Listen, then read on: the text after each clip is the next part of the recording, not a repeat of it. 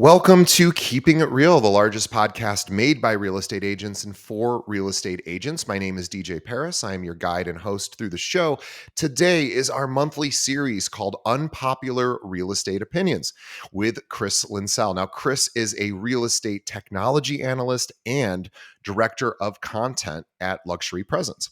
He specializes in new solutions to old questions, constantly exploring the cutting edge of technology in the real estate space.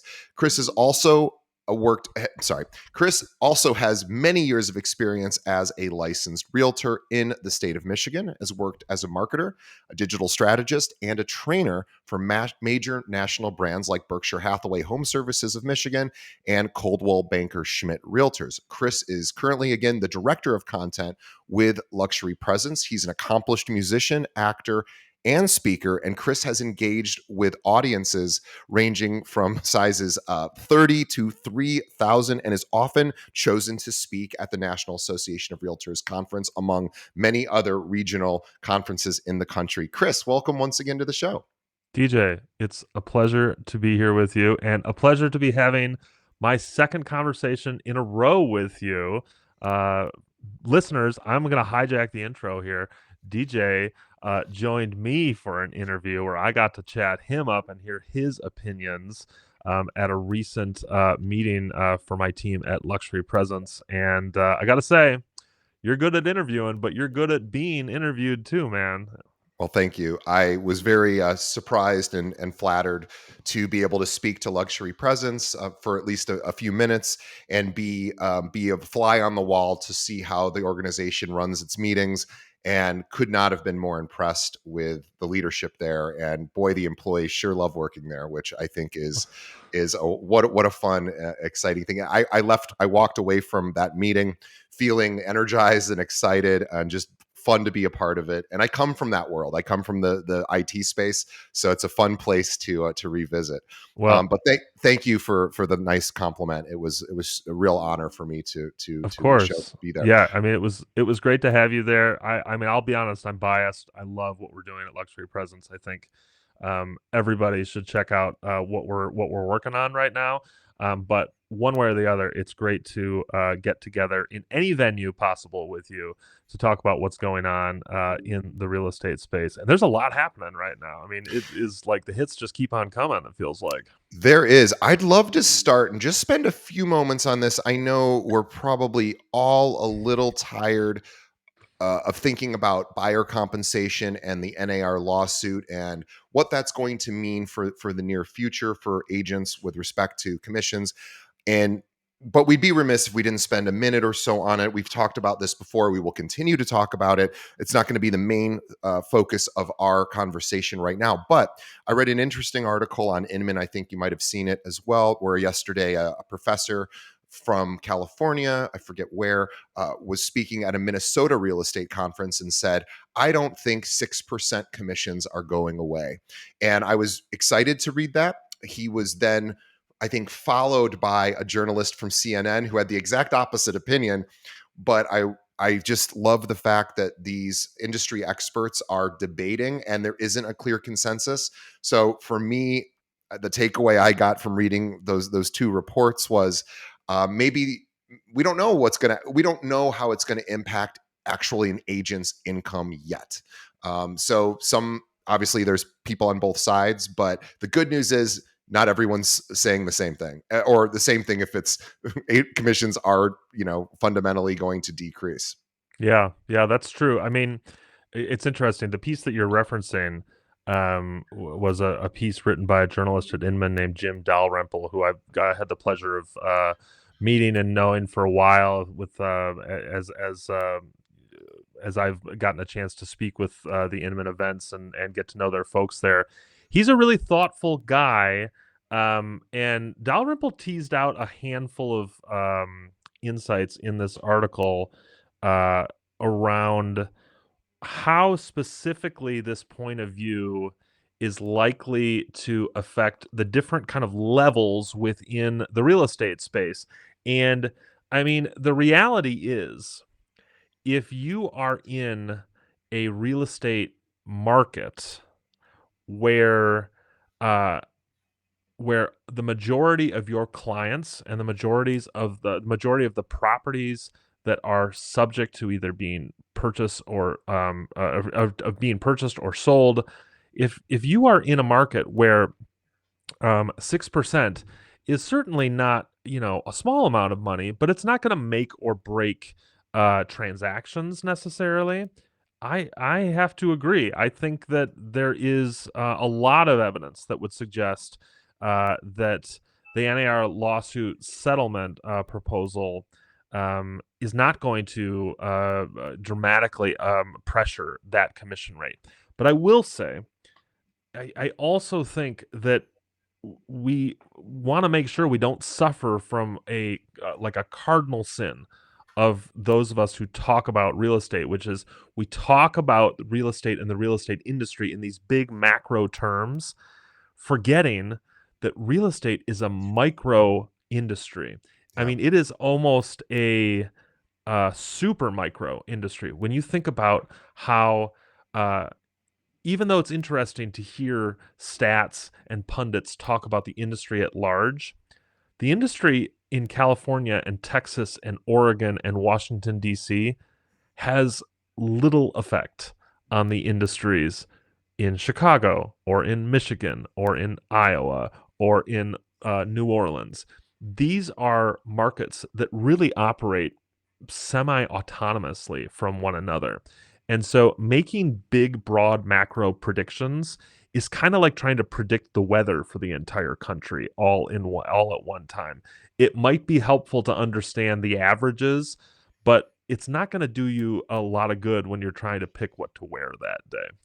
Uh, I think that's a fair point. It's so micro. It's really, neighborhood by neighborhood is almost yeah, its own market, or block by block. And so I totally agree.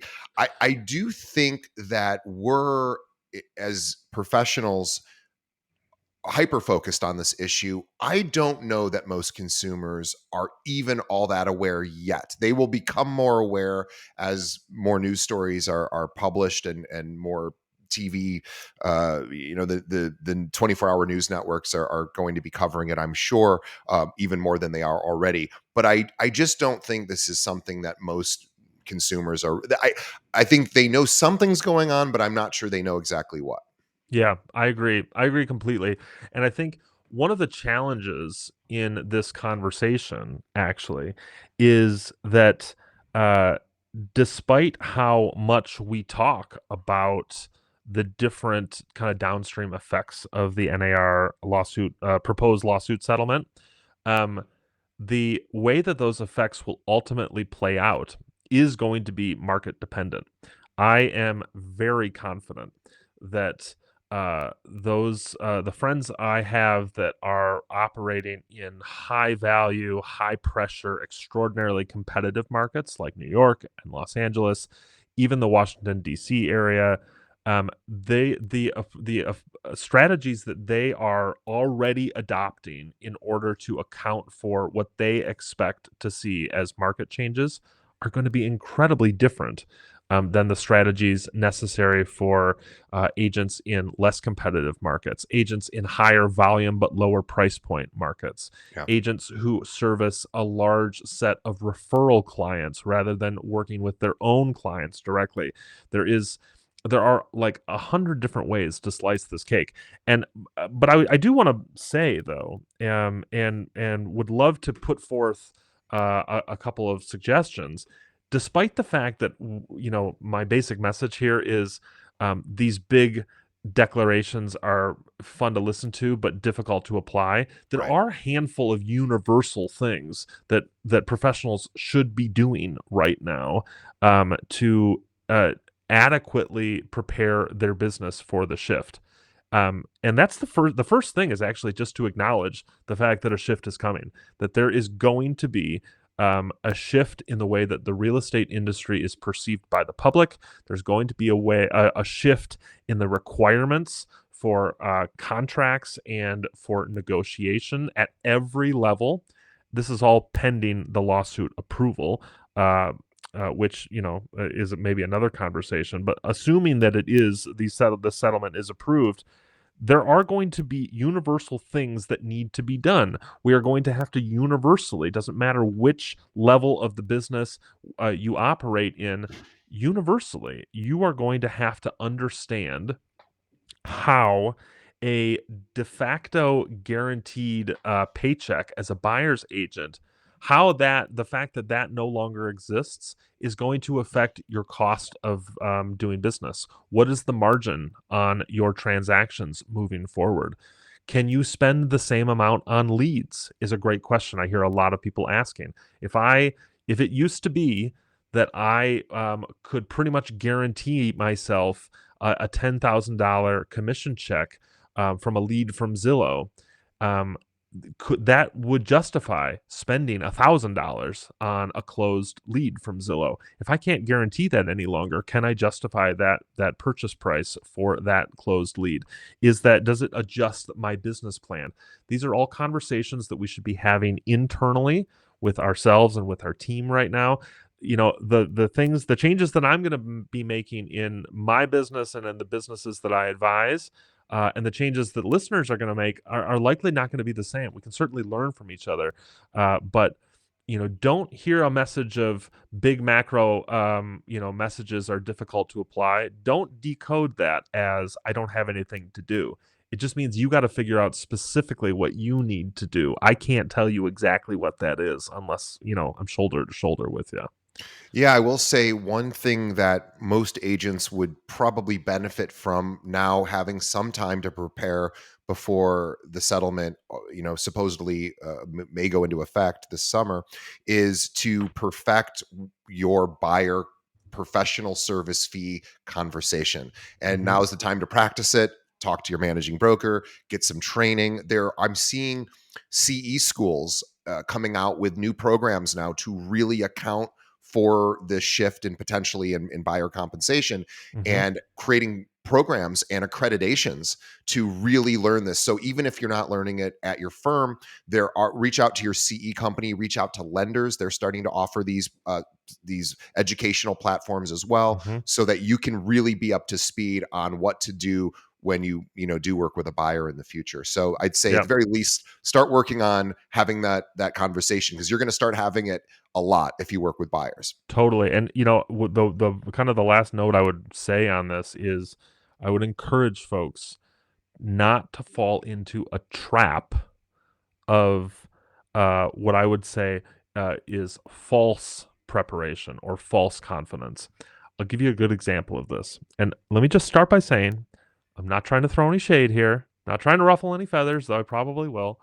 Um, I cannot tell you how many Instagram posts I have seen from realtors over the last 3 weeks of them doing a selfie in their ABR, which is the accredited buyer's representative, in designation classes. Like, I'm getting geared up to represent my buyers. I'm taking this class. I'm going to have ABR after my name. Listen, I'm not saying that ABR is worthless. Not, frankly, I don't know. I've never sat in the class. I don't really know the value that it provides. But if you think that having ABR at the end of your name is going to shortcut your conversation about your value to your buyers, you are sorely mistaken. Yeah. You're setting yourself up for failure and wasting your time in the class. So, there's a lot that can be learned from any kind of designation opportunity within real estate. Some of them are better than others. But the biggest value you can get from these sorts of classes is the actual content. If it actually helps you prepare your business, phenomenal. Then you are doing the right thing and you're sitting in the right place. But if you think for a second that clients are going to balk at your 3% fee requirement, and then you show them your ABR on your business card, and they'll magically just fall all over themselves trying to get the pen and sign on the dotted line. Man, I got some swampland to sell you if you think that that's going to happen. One quick thing about the ABR designation, I don't think it's something to brag about for a couple of reasons. And when I say brag, the social media posts. One, I don't think if I was working with if I had worked with a realtor in the past and they'd helped me buy a home, and then I see that now they're getting their accredited buyer representation, I might feel like, oh, they didn't have that when they worked with me. I don't know. I might feel a certain way about that. That may not be super positive. Also, I just don't think the public cares about your that ABR unless you're able to effectively explain in that social media post all the cool stuff you're learning. And I just think most of your audience isn't going to care about that. But the ABR is a really great designation, not to show to the world, but just to learn. And I Hmm. believe that NAR, I think, is offering it for free, or maybe your local associations are offering it for free right now. So, and I know they've updated it to account for some of these changes. So there's probably really good stuff there. But yeah, I don't think it's something that you hang it at the end of your name and all of a sudden you're like, well, I'm an ABR, so we can just shortcut the conversation. No, it's going to teach you how to have the conversation. Yeah, yeah. Anyway, but outside of that, what else is going on in the real estate world that maybe we're not paying as close attention to Mhm. because we're focused so much on how am I going to get paid going forward? Well, there's a couple of things that I think are really fascinating. These kind of stories that exist that are maybe not getting the same kind of attention that they deserve. One of them is a recent study, and I'm blanking on where I have this data. I'm going to find it. I promise. Um, that is basically it's a statistical accounting of the fact that baby boomers have been hanging on to their family homes longer and longer and longer, such that many of them are skipping the downsizing and retirement home stage of home ownership.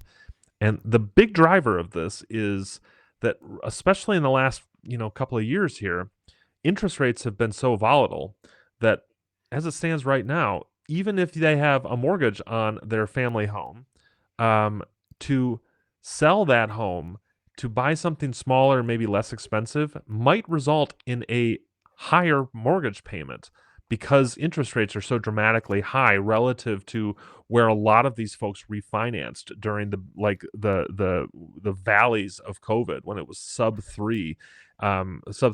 And a lot of those folks qualify just by virtue of the stage they are in their wealth building, for the absolute best interest rates out there. I mean, a lot of baby boomers that are my parents' generation right now have interest rates they refinanced at like 2.5%. I mean, it's like they're buying a bicycle, not a house. I mean, it's insanely low. And so a lot of these folks have been hanging on to their properties for longer and longer and longer. And one of the downstream effects of that is obviously less inventory. Well, these home buyers, or excuse me, these home sellers are we're starting to see them age out of home ownership. And there is now a study that predicts that in the next 10 years, over nearly 9.25 million households owned by baby boomers are going to be selling because they're aging out of home ownership. This means that there is going to be an incredible uptick in inventory, especially in markets where people go to retire. And the best part about this inventory is that it hasn't seen the market in 20 or 30 years. These are folks who have owned their homes statistically for a long time. So it is not like it is inventory that has cycled on and off. It's brand new. It's unlikely to even be in the MLS at this point.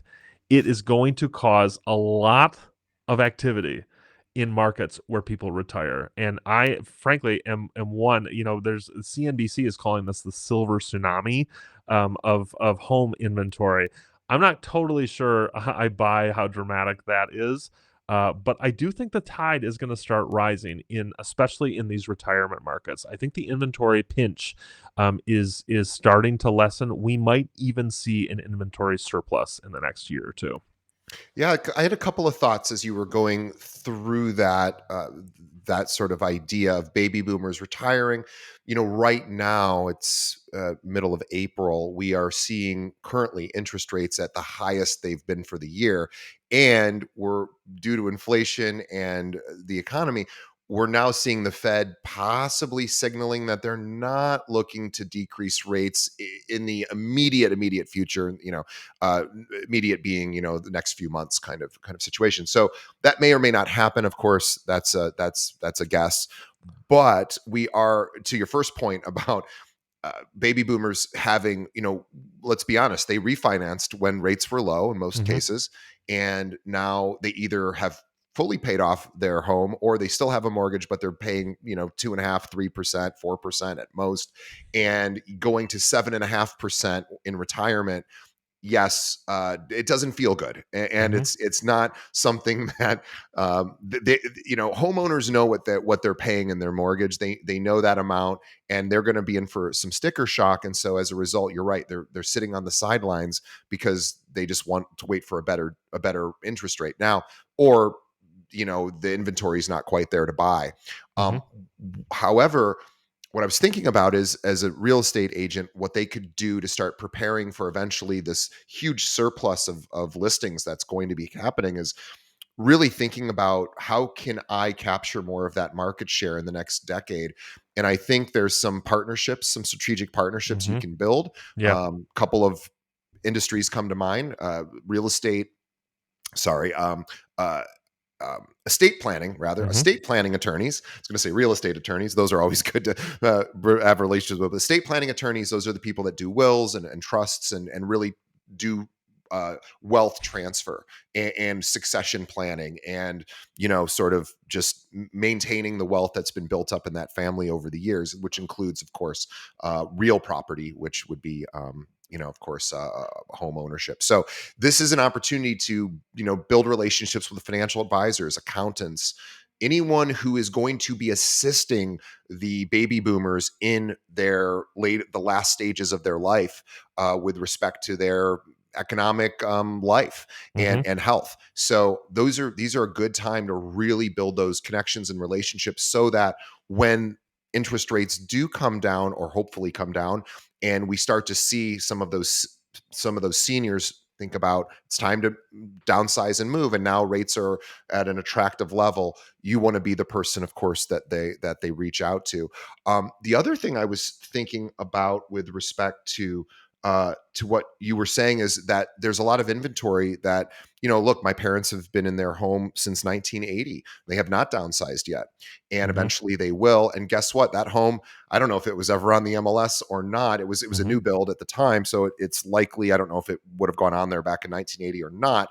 But regardless, my parents' home, they've made a lot of upgrades, but a lot of homes who have been lived in by one family for that long have not. So Yeah. I think it's also a good opportunity to start thinking about when these homes do come on the market. There's going to be, for example, younger people who come in and say, "Oh, I don't like these finishes. I don't like the flooring. I don't Hmm. like the appliances. This is old and outdated." And really starting to think about, how am I going to have conversations with sort of the Instagram crowd who sees Hmm. everything as perfect, Yep. right? And and everything's going to look perfect. Well, when you walk in and you see an old tube television, or bright pink wallpaper, or something that maybe Hmm. isn't as aesthetically in vogue right now, how are you going to have those conversations? So maybe it's a great time to work on building your team up of interior designers, renovators,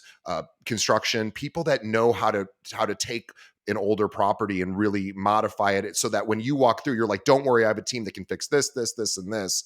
I Hmm. think that's a huge opportunity. Yeah, I totally agree. Totally agree. Hey, I wanted to bring up one other story that kind of plays in uh, my tech world that I think is really interesting. There was an article in the New York Times last week that talked about how some of these large language models, some of these big AI companies are starting to run out of data that they can feed to train these models. You know, Yeah. these if you've heard me at a conference in the last year, do a fair amount of talking about how LLMs, these large language models, work. And in a nutshell, you feed it data such that it can learn the objective data and answer objective questions, and it learns the context of all the other data such that it can answer subjective questions and make predictions. Well, we're starting to run out of data to feed and train these models, and so we're starting to turn to these secondary sources of data. Uh, Google, for instance, is beginning to feed Gemini some which is their AI model. It's beginning to feed it Google My Business profiles and Google reviews, and so though this is just speculation, I'm working on a piece right now um, about how it is. I see a world not too long from now where um, where once we were really concerned about SEO and about our websites showing up in search traffic and in search results, I can see a world where we are optimizing our online presence such that we are showing up in AI results as well. So, it's something to be thinking about if you've been holding off or ignoring, especially your Google presence. That might be something to revisit right now. Yeah, the action step I hear there is make sure you have a Google My Business profile. More importantly, make sure you're asking for reviews from your clients, Yeah. not just on Zillow, Zillow too, Zillow and Google My Business, and possibly Facebook, I would say, as a third option. But I think Google My Business may, in fact, if you were to choose just one place to get reviews, as much as we all love Zillow as far as their ability to get reviews and have as a resource for people to look up your reviews, I think Google My Business will eventually be the default source.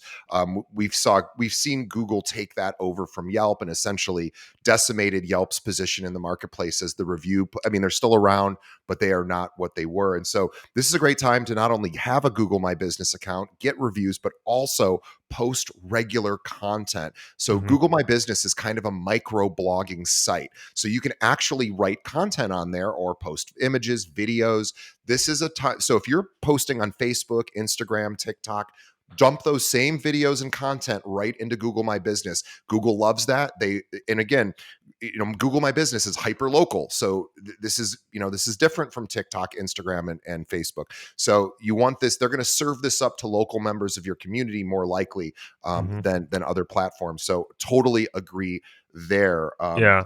And kind of on that final note, and granted, I know again, I realize I'm a little biased here, but it's worth saying. This the other thing that this points out to me um, is not only is Google cementing and probably raising the stakes in terms of their importance in the way that real estate professionals are found, but it also is just a bright yellow highlighter over the fact that um, real estate professionals have a shrinking number of ways that they can reach their audience that doesn't require a filter of somebody else running, requiring the traffic to pass through a toll booth in order to get there, whether it's Google, whether it's Meta, whether it is TikTok. There are algorithms and other businesses who ultimately control whether or not people see the things that you create on those platforms. The only way now that you can really have a non-filtered, non-toll booth experience with your traffic is to get them to visit you directly Yeah. online. And your website, I mean, your website is the place for this now. Yep. So if you have not invested in a website, it is not a digital business card any longer. Those days are gone. This is the only place that you have to provide an unfiltered, uncurated experience to your traffic that doesn't depend on an algorithm. So if you're certainly be investing in time and space in places like Google My Business Profile, this is an incredibly important message. And I'm not trying to downplay, but I am also trying to say that there is no other way for you to give your traffic a completely genuine and authentic experience for your brand and your business and your value, other than getting them to visit your website or to literally sit across the table with you. It's hard to sit across the table with 1,000 people a day. It's easy to have them sit across the digital table at your website. Yeah, two quick things on that topic. The number one, I think it's important that everybody, at least this is an assumption I would encourage you to adopt, that no matter who however the client gets to you, referral, cold call, however, they're going best friend, they're going to still Google you. And Mhm. when they Google you, you want them to find your website, because your website is the only place where you can fully control that narrative. And as Chris's point, this is really where you get to tell your story. Yeah. And yes, there's certain things on there that we could debate about. Whether do we need a home search on our website? Do we?